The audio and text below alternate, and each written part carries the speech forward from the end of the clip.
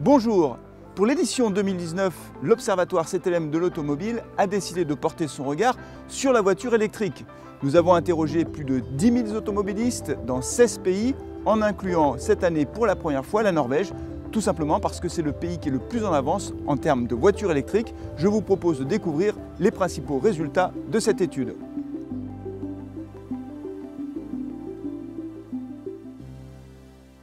La voiture électrique, on en parle maintenant depuis plusieurs années et tous les constructeurs vont proposer des nouveaux modèles à vendre au cours des prochaines années. Il faut dire que le Dieselgate est passé par là, faisant reculer fortement les ventes de véhicules diesel, pour le moment au profit des véhicules essence, mais les constructeurs sont obligés de produire plus de voitures électriques, ne serait-ce que pour respecter les normes environnementales, notamment en matière d'émissions de CO2, qui seront de plus en plus drastiques au cours des prochaines années. Les pouvoirs publics aussi incitent les automobilistes à changer de voiture, à acheter des voitures 100% électriques avec des bonus, avec des aides fiscales. C'est vrai en France, c'est vrai dans beaucoup de pays dans le monde, en Chine également, et pour autant, quand on regarde les ventes de voitures 100% électriques, elles restent extrêmement marginales. Si on prend l'exemple de la France, cela représente à peine plus de 1% des immatriculations totales, alors qu'encore une fois, la voiture électrique, tout le monde s'y met. Alors pourquoi ces ventes restent marginales? Pourquoi les automobilistes, pour le moment, ne veulent pas acheter de voitures électriques? C'est le mystère de la voiture électrique. Alors pour le moment, les ventes de voitures 100% électriques restent très marginales, alors même que cette voiture a une formidable image auprès des automobilistes. 85% des personnes que l'on a interrogées nous disent qu'ils croient à l'avenir de la voiture électrique, qu'ils pensent que les ventes vont beaucoup progresser au cours des prochaines années.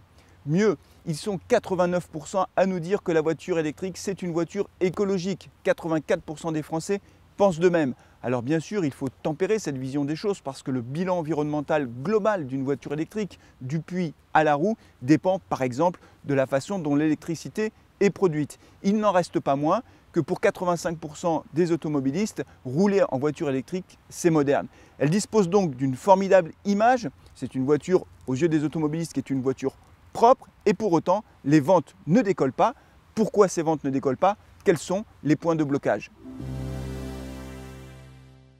La voiture 100% électrique représente une véritable rupture technologique par rapport aux voitures thermiques actuelles. Et les automobilistes ont le sentiment de ne pas avoir suffisamment d'informations. Ils sont 70% à nous dire qu'ils veulent avoir plus d'informations, notamment de la part des constructeurs. Et à titre d'exemple, 55% seulement des Français savent qu'il y a des aides publiques pour acheter une voiture 100% électrique. Donc il faut faire beaucoup de pédagogie pour expliquer encore ce qu'est la voiture électrique et comment elle fonctionne. Le deuxième point de blocage concerne les prix de vente. 86% des automobilistes dans le monde nous disent que la voiture 100% électrique coûte plus cher et ce sont 91% des Français qui pensent la même chose. Et c'est vrai même en incluant les coûts d'usage, la voiture électrique aux yeux des automobilistes est une voiture qui coûte plus cher. Le troisième problème, ce sont les batteries et notamment l'autonomie des batteries. Les automobilistes nous disent qu'ils veulent des batteries avec des autonomies supérieures à 300 km dans 70% des cas dans le monde et même 87% en France, des automobilistes veulent avoir une voiture avec une autonomie au moins égale à 300 km. Ce problème de l'autonomie des batteries est renforcé par les bornes de recharge qui ne sont pas suffisantes aux yeux des automobilistes. Ils voudraient voir plus de bornes de recharge sur la voie publique pour pouvoir être rassurés lorsqu'ils auront besoin de recharger leur voiture. Aujourd'hui, acheter une voiture 100% électrique, aux yeux des automobilistes dans le monde, cela revient à acheter une voiture qui va coûter plus cher, avec une autonomie plus limitée, et une voiture qui sera plus difficile à recharger que leur voiture actuelle. Cela fait beaucoup d'inconvénients et ça explique pourquoi cette voiture électrique, qui reste assez mystérieuse aux yeux des automobilistes, n'a pas véritablement pris son envol et il est très difficile de pouvoir dire si, au cours des prochaines années, malgré l'arrivée de très nombreux modèles sur le marché, ces ventes vont enfin décoller.